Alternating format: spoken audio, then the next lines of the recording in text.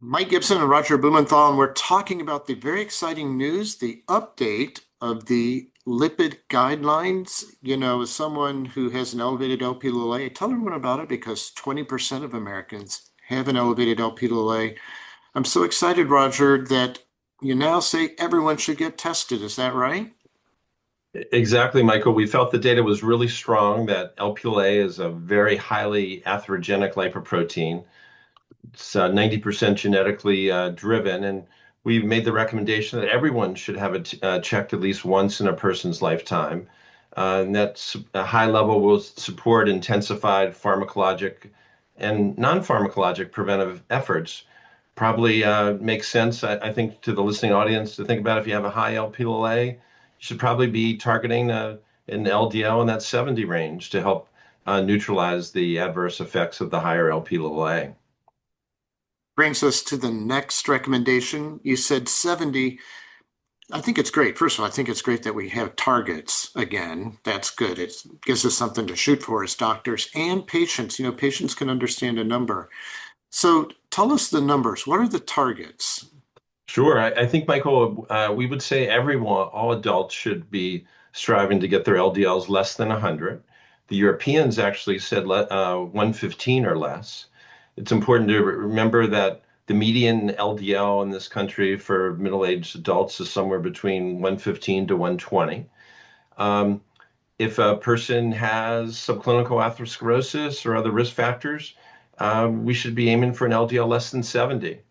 Dr. And Brunwald Roger, has that's what I want to know.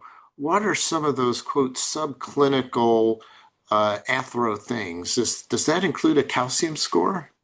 correct. So, it may very well be that a person may have had a CTA, a coronary artery calcium score. We've known for a long time that having moderate coronary calcium with levels of 100 or higher are pretty equivalent to stable secondary prevention.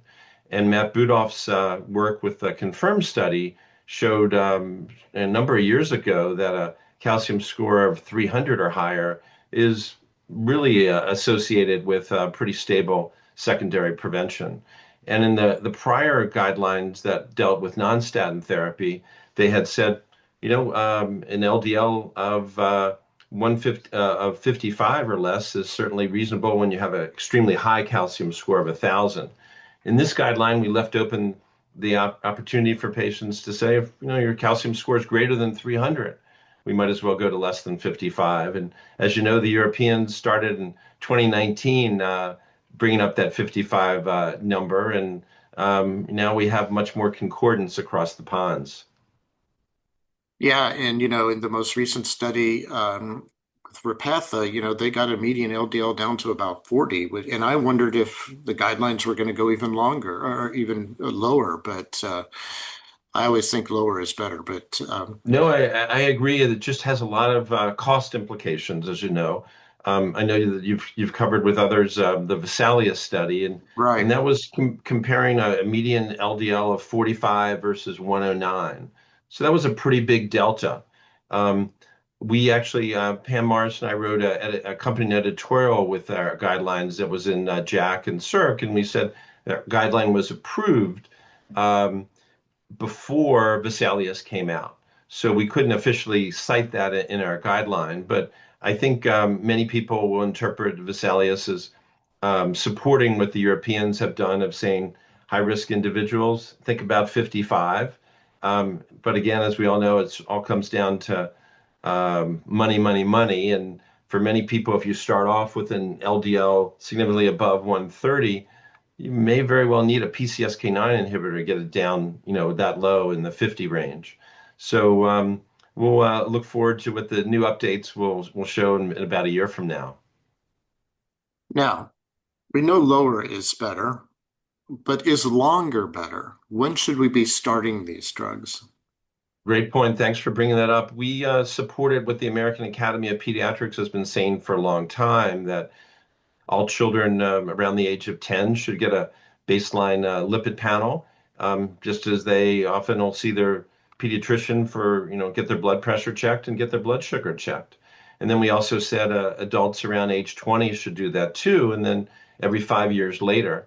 We have the new prevent score that starts at age 30 and higher.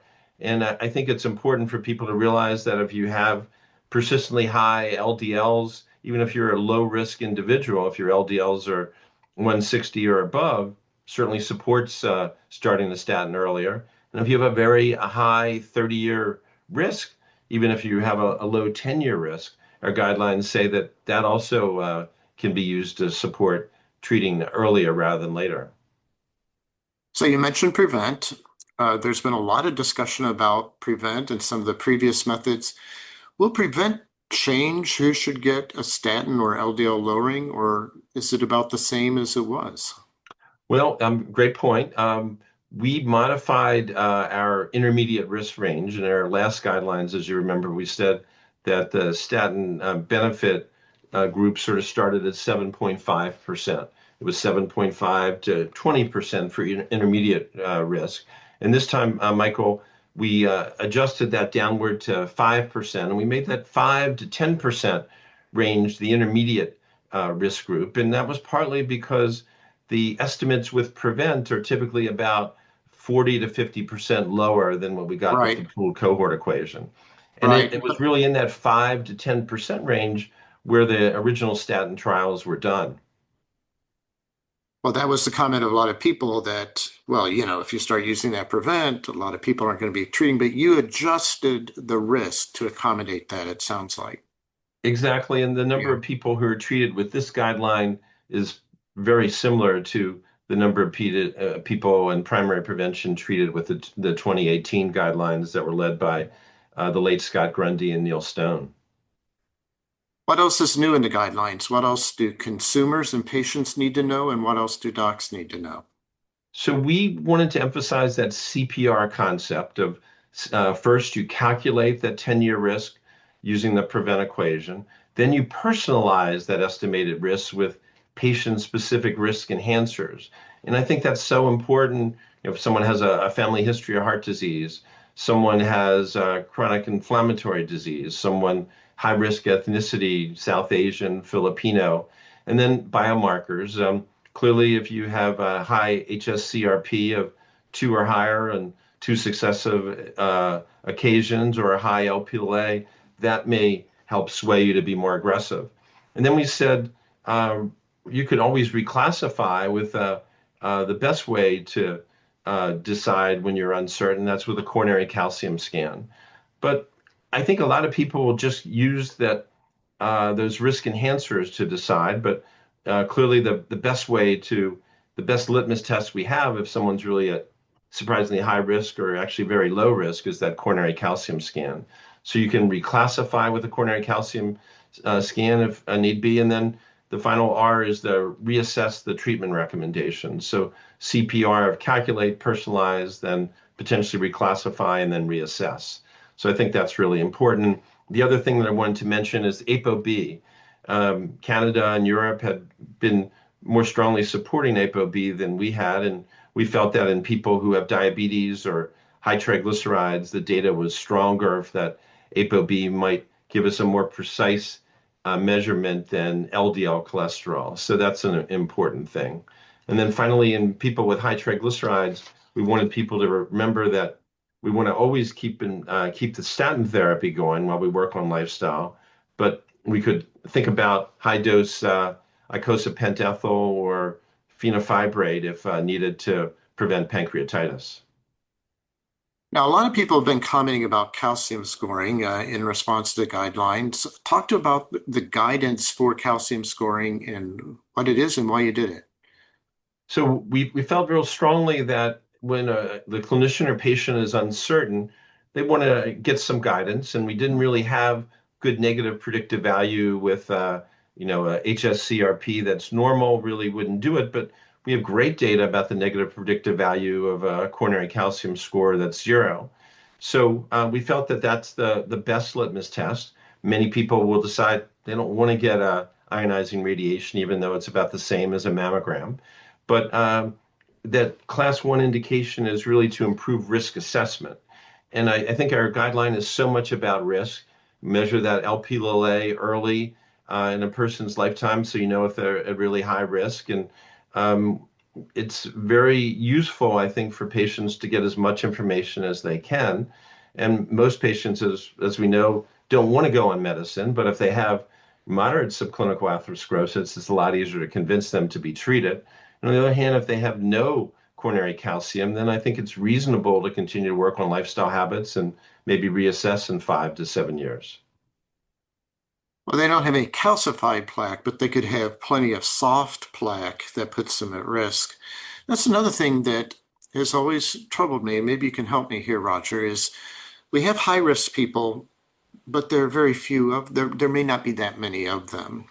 And the paradoxical thing is when you look at everyone who has an MI, a lot of them were supposedly low risk patients.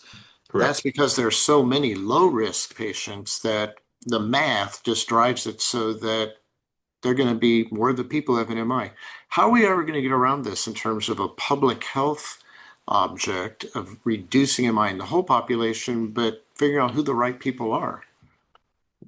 As usual, great points, Michael. I think one of the things that we tried to emphasize is that, all adults should be striving to get their LDLs below 100. If we could do that with better lifestyle habits and if needed medication, I think we'd markedly lower the risk. Your mentor, Dr. Brunwald, has published several times his view of optimal primary prevention is to have systolics of 120 or less and have LDLs of 70 or less. And I think many cardiologists, myself included, have always felt that's what we want to do for ourselves. But I think you're exactly right. We want to try to get our young adults, adolescents, more knowledgeable about the risk of atherosclerotic vascular disease and knowing their cholesterol numbers, knowing their blood pressures, realizing that with blood pressure, if it's greater than 130 over 80 after 6 months, we recommend we treat. And the same paradigm, with lipid lowering, we shouldn't just wait until we got to a certain threshold. And we lowered it so much, Michael, down to the borderline risk of just 3% that I think we'll be treating a lot more people, or at least getting them to think that they have to work on their lifestyle habits. And if they can't, get their LDLs to at least 100, they and their doctors will probably decide working on starting on a medication really makes sense for them. Gamification is very important. My mentor and I compete on our LDL to see who can get it down to the lowest. So we've always thought lower is better. Well, Roger, congratulations to you and the entire committee on a great panel of recommendations. I'm thrilled to hear you might update it a little quicker than maybe in the past. I think that's really good and important. I hope we have more dynamic guidelines. I think you struck the balance on simplicity and complexity, although this area is ripe for AI to take into account everything, CRP, blood pressure, diabetes, LDL, ApoB, Lp(a), and every letter in the alphabet. But you did a great job of figuring out the important letters and giving us some important messages. Thanks for joining us today, Roger. Thanks so much, Michael. It was a real treat to be with you.